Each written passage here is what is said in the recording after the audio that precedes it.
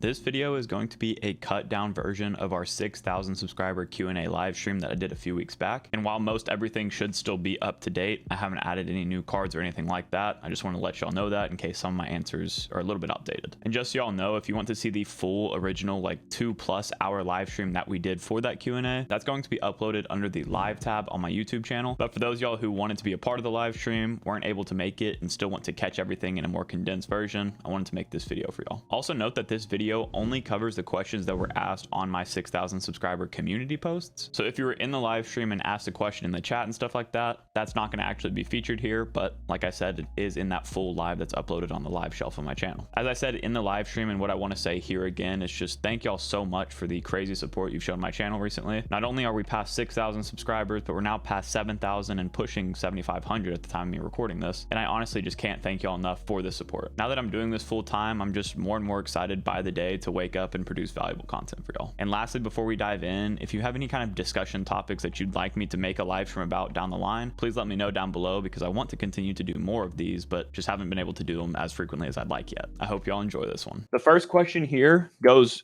right in line with the title and thumbnail of this live stream, and it's from Angel Torres, and he basically says congrats. And for the Q&A, he wanted to give me a hypothetical scenario in which I have 1,000,000 points from whatever bank and I'm in a use it or lose it scenario. So what would be my dream aspirational travel destination? So title and thumbnail were not necessarily quick clickbait, even though this is a hypothetical situation, because honestly, before I actually got my new MacBook Pro, which y'all might have seen the video on my channel, I was getting pretty dang close to 1,000,000 points across my cards. And that's just, yeah, it's a blessing, honestly, because a lot of that does come from referrals and stuff like that, to be completely transparent. So this situation isn't completely clickbait for the title and thumbnail. But to answer your question, a dream travel destination of mine, I had to think about this in the last Q&A as well, dude, because there are so many different places that I haven't been. I really haven't been that many places in general. I've only been to a few countries outside of the US. And just thinking on it more, I know I've talked with Luke Points of Miles as well about some destinations I should maybe be taking. And the one that I think I've landed on that would be just really fun for me would be both Greece and Italy. If I could make like a little dual trip out of that, just jump coasts a little bit. But the reason I say that, honestly, is because I'm just a really big nerd when it comes to history in general.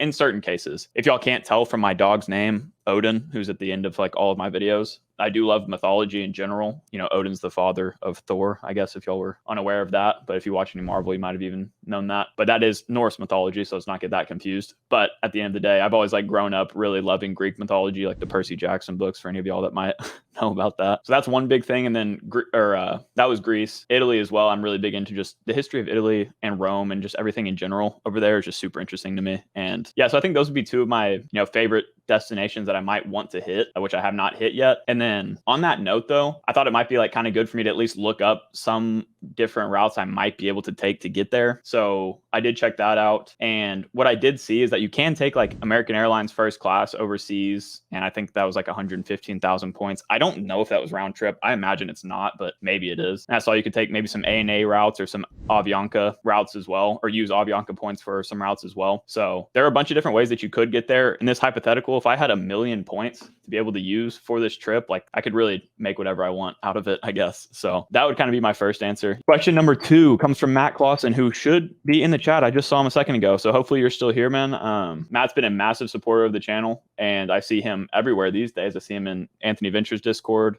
I see him really in all the Discords, and also just in everybody's comment sections, which is just awesome to see. I love the support. And his question here, he basically starts it off by saying, by now, I may know that he has gripes with the biggest bank in town's core credit cards. That being, I guess, Chase he's talking about here, because he has some gripes about the Freedoms and Sapphire cards having too much overlap. Like all of them have dining, for example. So the first question he asked was, do I think there's too much overlap? The second question, if I do think that, how would I actually change things up? And then a follow-up to that is, how would I get those out of the credit card game into the credit card game? So we'll split those up into, a couple of different things here, because they're a little bit different. But to answer your first question, or pair of questions, do Chase's cards have too much overlap, and how would I change those? Obviously, I don't think it's like a secret here that yes, they have a lot of overlap between all of their Freedom and Sapphire cards, really. Like, it's kind of annoying as to how much overlap they have, but obviously I don't think that takes them out of the game by any means. Like, at least with every card you get, that they do have some different categories. I think the ecosystem in general is what makes the cards just powerful. Like it's not you're not necessarily going to be hitting all of your earning categories with just chase cards, but if you were to only get chase cards, I think that you would still do really well in the credit card game because it's just like,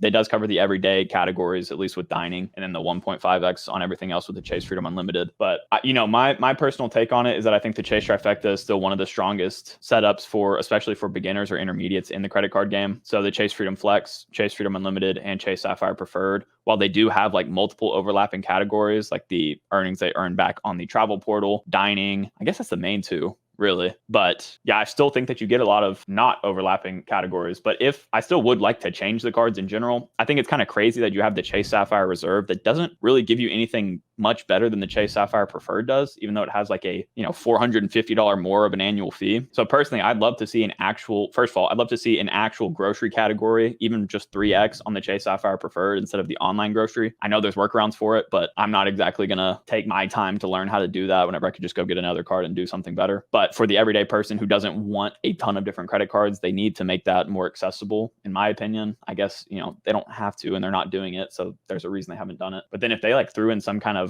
this would be crazy, but if they had the grocery category on the Chase Sapphire Preferred and then somehow threw in just one of their cards having a gas category on it, even for just 3x again, like say you put that on the Reserve, it's a dedicated travel card. You might need gas to travel. So you throw the gas on the Chase Sapphire Reserve, and I think it becomes a much more powerful setup that people would actually consider more in the end game, at least. I think everybody should consider it in the beginning game, but that would be my take on it. Yes, there's too much overlap. No, I don't think that ruins the cards by any means. I still will always recommend Chase's Trifecta really highly, but I would like to change them by adding an actual grocery category, not online groceries, and maybe an actual gas category. And those could be 3x, and I would not be complaining. So it's not that much to ask.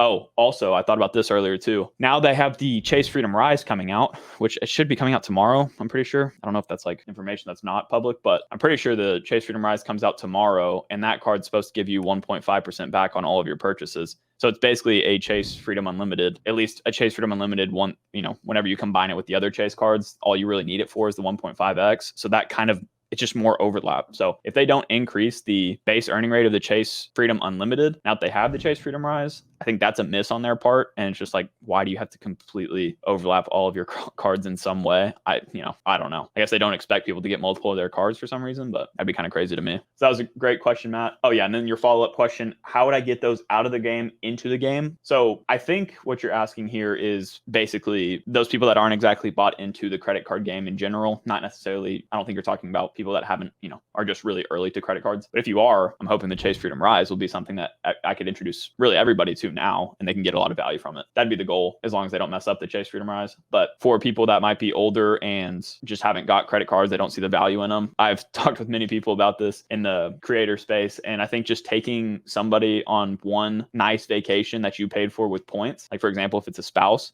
like my girlfriend, for example, she doesn't get the credit card game at all. But whenever we go to like a Hyatt resort and we stay completely for free, she doesn't have to pay for anything. We get there for free. It really, turns the tide a little bit. Now she's got her first credit card and she's starting to understand the power of them a little bit. So that's how I would probably do it, is like if it's somebody close to you, just take them on a trip with you or something and show them exactly how you're getting value from your credit cards, because they're really easy to get value from, and they can be really powerful as long as you're using them responsibly and not overspending. All right.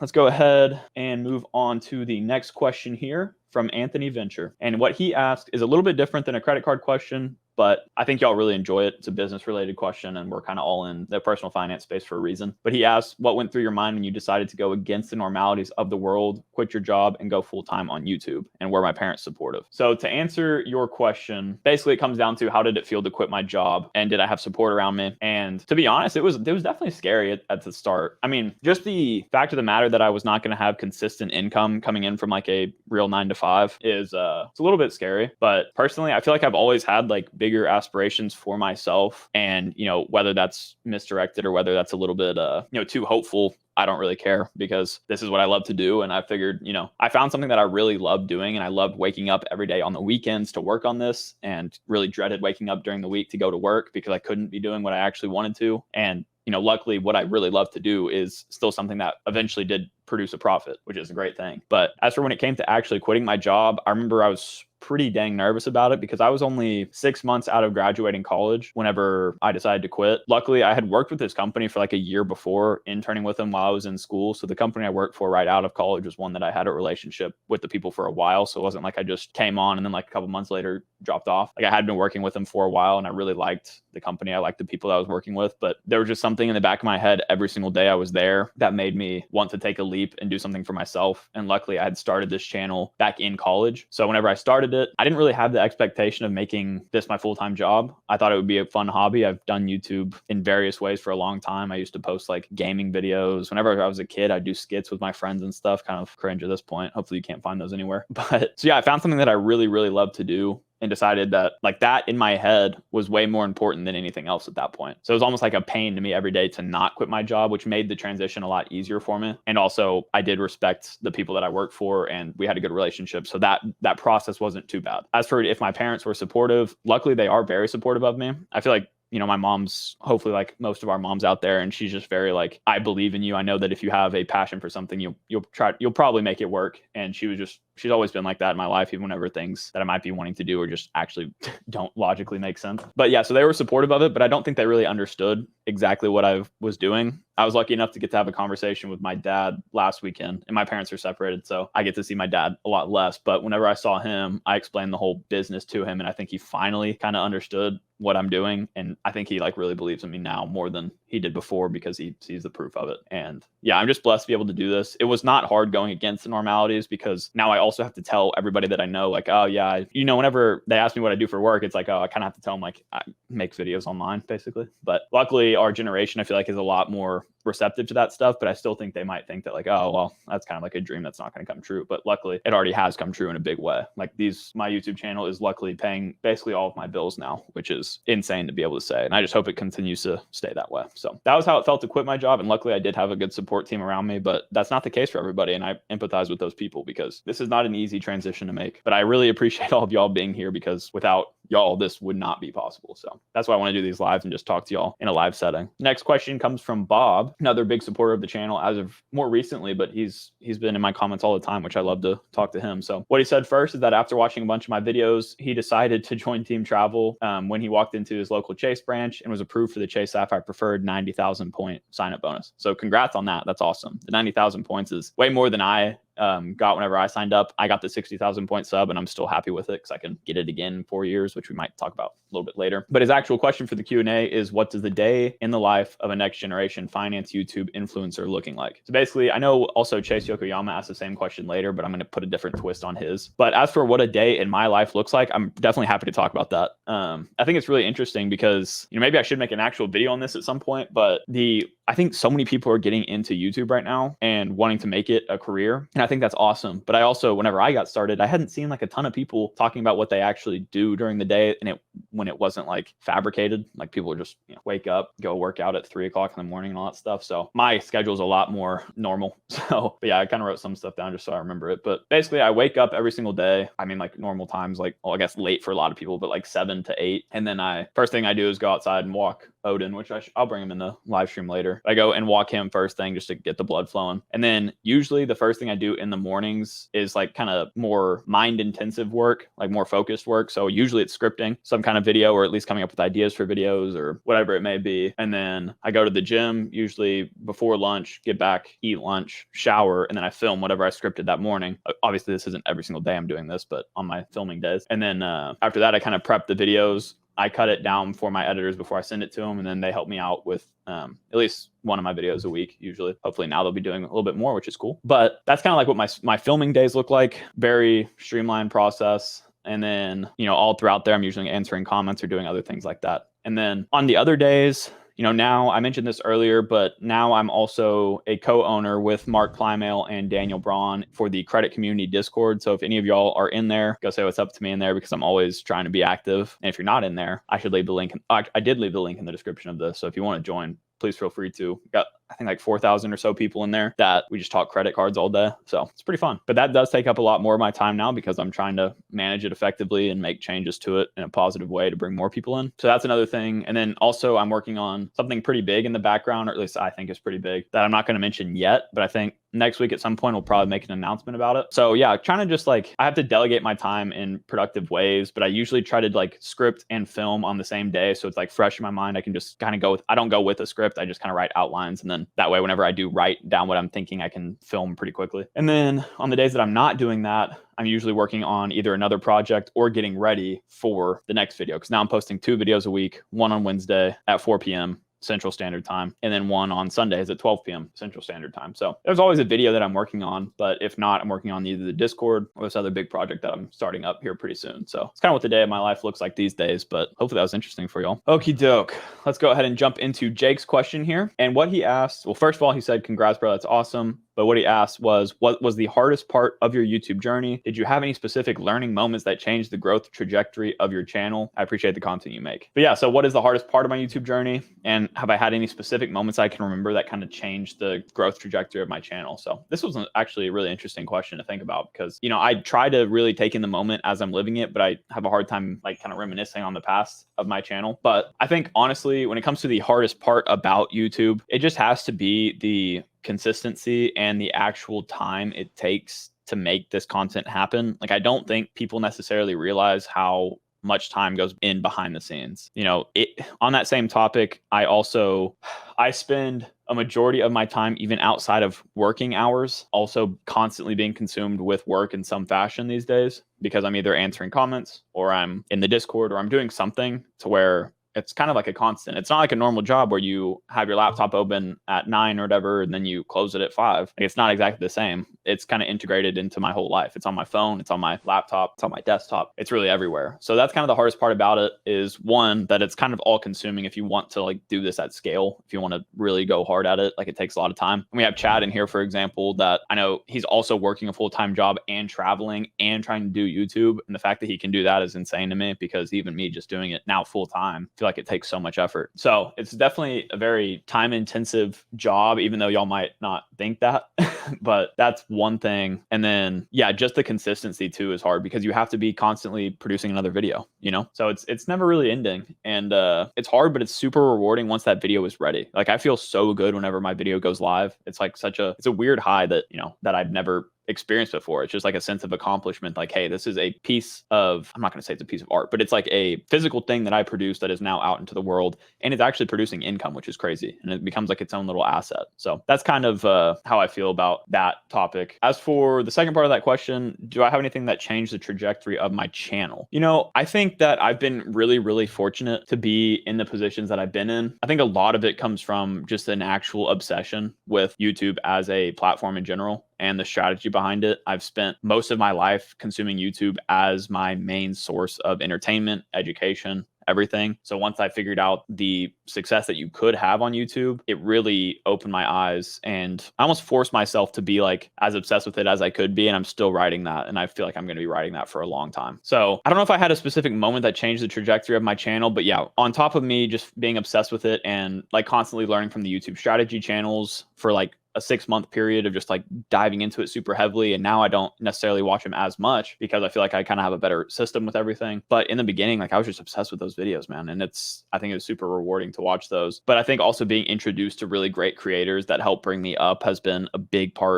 turning point in my channel, being able to grow quicker. And I'm just really fortunate enough to like be a part of this community where we have so many great people. So that's just a big thanks to everybody in this community. So back to Caesar's question. He asked if I had any upcoming redemptions. So as for upcoming redemptions, I did just make one for a trip to Charlotte, which I will be doing. Well, actually, I'm not going to tell you when I'm doing that. That's kind of, I shouldn't be doxing myself like that. But I will be making a trip to Charlotte soon to visit some buddies, or visit one of my buddies, and a few of my buddies from Texas will be going up there to see him. And it should be a lot of fun. We'll be out on the lake and stuff like that. So it should be a really good time. That was like a Southwest booking. I think it was like, this was cool actually. I'm going to make a video on this, I think. But what happened was the day that I was going to book, this was crazy. I waited a while to book the flights for whatever reason. But the day I went to book the flights, they were running a promotion where I could get, I think it was either 25 or 50% off one of my flights. So that was insane. So I took advantage of that, but I think I ended up paying like, actually I wrote that down. Let me check it out. 11,000. Yeah, it must have been like close. I think it was like 30,000 points I transferred over from Chase. Maybe. I don't even think it was that much to get a trip to and from Charlotte. So that was a cool redemption. That, it's very small, but I look forward to doing that with my buddies. Other than that, I would say, okay, yeah, the other one I have is a trip to Europe, which I still have not planned. And this will be cool. Luke's not in here right now, but I do really want to have Luke's Points and Miles come back on the channel and actually help me book a trip to Europe. I probably will have to do like a dummy booking on air or like blur out all the information because I don't want y'all to, again, I'm not trying to dox myself. I think it'd be really cool to bring Luke onto the channel and have him help me book a trip to Europe. And the trip that I will be taking is this is not 100% confirmed. It's still up in the air, but if I can find a good redemption, I'll probably do it. And the trip will be to Vienna, Prague, and Slovenia. So that's a pretty sweet redemption, I think. And it's with my uncle and his girlfriend, I guess. And then it would be with one of my cousins that's around my age. So I think it'd be a really fun time. The next question comes from Make Money. And they asked, what other hobbies do I have? This one might be a little bit sad. No, it's not sad. Just as I mentioned earlier, I think work or just the YouTube channel takes up a lot of my time and my bandwidth, but I love it. It is my hobby. It's my hobby that turned into a full-time job, which is insane. And I think that's what everybody kind of aspires to have to some degree. So yeah, I'm just like loving what I'm doing here. I think John has asked me this question before, John McKinstry. And other than YouTube, other than working on the channel, I think my biggest hobbies would be just a lot of things outdoors. I played basketball growing up. I played all sports, I guess, growing up, but then I played basketball competitively in high school and into college, I guess, technically. I was on the scout team for the University of Texas women's basketball team because the men's didn't have one at the time, but it was a team of guys that went and played the girls' college team every day, and we would basically be there like a team to scrimmage against, and we'd give them looks and stuff like that. So that was a lot of fun in college. Like that was a big part of my college experience, and intramural sports, of course. But I also really enjoy playing sand volleyball. I think I mentioned this last Q&A as well. But yeah, my friend, his mom is a coach for sand volleyball people or players, I guess. And so growing up, they had a professional sand volleyball court at their house, and they still do. So we go play there all the time whenever everybody's in town. And I love sand volleyball. Also, mainly spend time with Odin. He's not in here. I'll bring him in later for those of y'all that stick around. And my girlfriend. So a girlfriend, a dog, and this full-time job that kind of takes up more than just a full-time amount of a full-time job would is basically what I spend all my time doing. Let's go ahead and move on to the next question here, which comes from Chase Yokoyama. And what he said is, congratulations. He's curious to know what the typical day in the life looks like now that I'm full-time. I did answer this question actually already. So instead of that, I'm going to tell you exactly what I kind of want my days to look like. And I can't give away too much about this right now because I do have some bigger things coming in the pipeline that I want to share with y'all, probably honestly as early as like next week. But to answer what you just asked, obviously, Chase, I'm sorry I didn't answer it for you, but you can go back in time and check out the answers to the question I did earlier. But to change it up, what do I want a day in my life to look like? I think it's pretty similar to what I laid out earlier. I'd like to eventually get to the point where, which luckily I think I'm already at this point, where I have my editors edit both of my Wednesday and Sunday videos. I do all the scripting and filming, and then they do that. That way I can spend more time not only on coming up with great ideas instead of just trying to, come up with content as quick as possible, but I can spend more time on the idea generation as well as more time on other projects like the Discord, the credit community Discord that I'm now co-owner of. I'd love to put more time into that. I'd love to put more time into this other project that I haven't talked about yet. And just like being able to travel to meet people would be cool, but I'm so restricted with editing right now. All right, let's go ahead and jump over to the next question, which comes from Matt Welter. And he asks, what is your process for coming up with new video ideas? And at what point do you think you'll transition into more broader personal finance topics as well? I'm going to answer that second question after this because another person actually asked that exact same question. But to answer your first question, which was, how do I come up with video ideas? There's like a few ways for it. I kind of just hinted at this, but I want to be able to spend more time like sitting down and just brainstorming. I know that creative liberties don't always just like, you're not always going to be in the creative mindset, but I want to be able to spend more time like brainstorming and not being just constantly either answering comments or working on an edit or doing all these things. So that'd be the goal with me hiring out my editors to do more than just one video a week. But how I come up with the ideas, a lot of it is spur of the moment. Like if I'm working out at the gym, I might get a really good idea or what I think is a really good idea, write it down in a Notion template that I have. And I populate basically a full Notion for all the videos that I'm going to make for the next like 2 months. And then I get to work on them. So, right now I have a running list of like over 100 video ideas. But I think the biggest one that I think every content creator should be doing more of is spending time listening to your audience and the comments and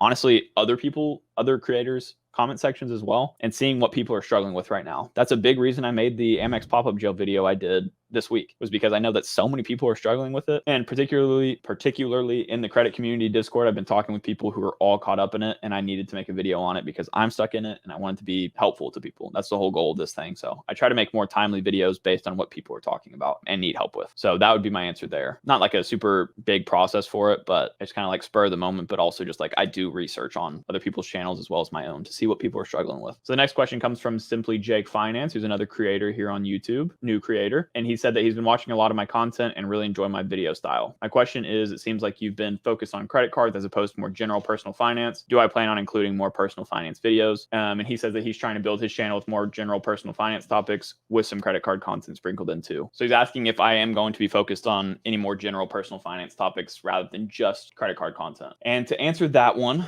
I would say that I do plan on posting more general personal finance topics. I'm interested to see what y'all think about this video idea, but I want to make a video about how much YouTube has paid me, either for my first year of having a channel or for my first million views. So if y'all are interested in either of those, please let me know because I'd love to make a video on it. And we're kind of getting close, honestly, to 1 million views across the channel, which is insane, like insane to me. But if y'all are interested in seeing either of those, let me know. But I do plan on adding in more general personal finance topics such as that, such as like how I budget, because y'all have seen my spreadsheets for credit cards and I make spreadsheets for my budgets as well. I think there's a lot of really valuable things that come from general personal finance, and that announcement I was going to tell y'all about next week, it is going to be something where I'll be talking a lot more about personal finance in general. And I think that's going to be my outlet to be able to talk about that stuff. And the reason that I want to have a separate just like place to do that is because YouTube is once you make a niche for yourself as a YouTube channel, it's very hard to break out of that like super successfully. I think the most successful I've seen someone do it so far is Daniel Braun, at least in this space, because he's been posting general personal finance and a lot of it actually does perform pretty well. But for somebody with my size, still like a smaller channel, it's so important to like niche down to a point where people know what they're going to expect whenever they come to see your videos. You know, the general personal finance is definitely a way to reach a bigger audience, but I'd love to create more personal connections with the people here. And I do that by staying pretty strict to credit cards, even though I will be sprinkling in some general personal finance stuff here and there. So hopefully that makes sense and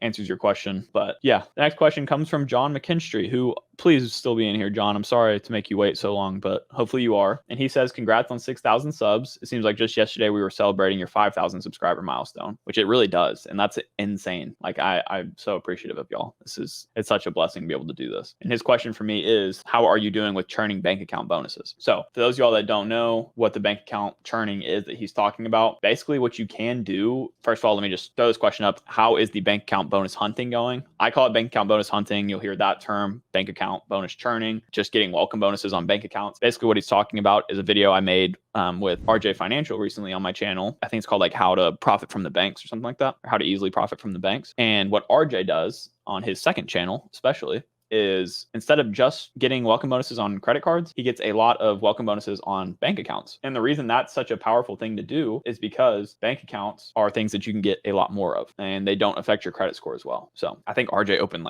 I'm not going to do what he's doing. Like RJ opened 60 something accounts in the last year or the year before. I'm not going to ever do that heavy, but I am working on one bank account bonus right now. And that is for, if y'all saw my short that went up yesterday, I opened up the Amex business checking account. And the reason I opened it was one, for the bonus, but also because it gives you 1.3% like APY as a business checking account, which like no other business checking account gave me. So it's kind of a no brainer. But for that card, or for that account, I'm getting 30,000 Amex membership rewards points, which is pretty sweet. I can't remember exactly what I had to do. I think it was like you have to maintain a 60-day average daily balance of $5,000 in your account. You had to make 5 transactions, which could be ACH transfers. So I did 5 $1,000 transfers from another account to that one, which worked. And then there's one other thing. I don't remember what it was, but there's 3 really easy things to do. I'm going to be making a video on the applying for that. So hopefully you'll enjoy that. And that'd be the one I'm working on right now. I do have 2 other, I got this one from Chase. Hopefully this doesn't share any information, but there's up to a $750 bonus. And what it gives me is, that's if I have a $30,000 minimum deposit. So not going to be getting that, but I could get the $300 with just a $2,000 minimum deposit, which I could really do. But I'm just I already have 2 bank accounts for my business. I don't really need another one. So I kind of only open them if they really do make sense for me. Unless it's on the personal side, then I'm a little bit more lenient. But yeah, so that's how the bank account bonus hunting is going currently. Next question here comes from CMRTNZ. I don't know if there's a better way to say that, and I think you are in the chat, so correct me if I'm wrong. But what you said is, congrats on both 6,000 subscribers and your new role in the credit community Discord server. If you were looking into getting a mortgage in the future, at what point would you personally stop applying for credit cards? I've seen viewpoints online that range from not stopping at all, as long as your credit score is still strong, to the extra conservative approach where you stop applying for 2 years to make sure the inquiries fall off your accounts completely. Interested to see what your opinion is. This one, actually, I'm kind of excited to talk about. I'm not going to say anything groundbreaking here, but I think that it's a little bit crazy. Maybe not crazy, but I think it's a little bit too conservative to completely not apply for credit cards for 2 years. Also, maybe you can plan exactly when you're going to buy your next house, but 2 years is a long time to be like, well, hopefully I'll buy a house from, in 2 years from now, and these inquiries will fall off. Your inquiries are not going to affect your credit score really after that first couple of months, because once you have that new credit card on your account, on your credit report, that credit card will start to age with your other credit cards. So you'll have more on-time payments being reported. With that new credit card, you'll have a new credit limit on that card, which will increase your total overall credit limit, which will bring your utilization down, which is good for your credit score. So after a couple of months, those inquiries don't do anything to your credit score. You'll be higher than you were before. So if you wanted to be safe with it, I may say if you're about to apply for a mortgage, maybe you don't apply for cards for 6 months. That way you just give yourself a good buffer, but before your inquiries, where your inquiries will not affect you at all at that point. But I'm interested to see what other people will say. I think that would be my take on it. You don't need to completely stop applying for credit cards, and you could continue to apply for them through the mortgage. I think that's also a little bit why not just hold off? You don't need credit cards that bad, I assume. So I'd probably hold off at least a few months before applying for a mortgage, but that'd be my take on it. I don't think it's anything crazy. And the next question comes from Jackson Moore, who asks, are you going to add the Amex Green Card to your setup with the new bonus? Now this one, actually I did answer this one, I think in the actual chats, because it's a pretty simple one, but I'll go ahead and answer this here for y'all because I think some information can be taken from it for your setups. But what I would say to this one is, no, I'm not adding the Amex Green to my setup right now, mainly because I'm in pop-up jail, at least with the platinum card. But not salty about that, don't worry. Honestly, I'm actually not, because it's probably a good thing I'm not adding more cards right now. And Amex is being so weird lately, I just don't even want to mess with them. So that's one reason I'm not adding the green card right now. But I think if you are somebody that's just doesn't have another card to apply for, and you're in good graces with Amex, and you are able to get approved for it with the bonus, it's a really nice bonus to pick up. And also, since you can only get one welcome bonus on each Amex card in your lifetime, technically, picking up the highest welcome offer that you've ever seen on a card is a really good idea. So if you're in the market for it, go ahead and add it. For me,